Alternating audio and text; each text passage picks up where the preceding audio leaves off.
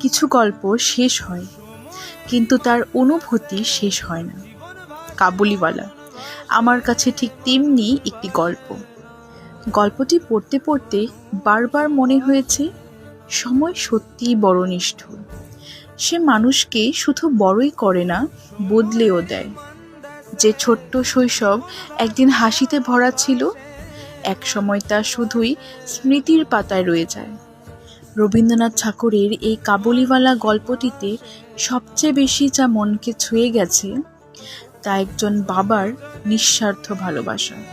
গল্পটা শেষ করার পর অজান্তেই চোখ দুটো ভিজে উঠল এবং আমার মনে শুধু একটাই কথা ঘুরছিল, আমরা সবাই বড় হয়ে যাই, কিন্তু বাবা মায়ের স্মৃতিতে আজও সেই ছোট্ট শিশুটি হয়ে আছে।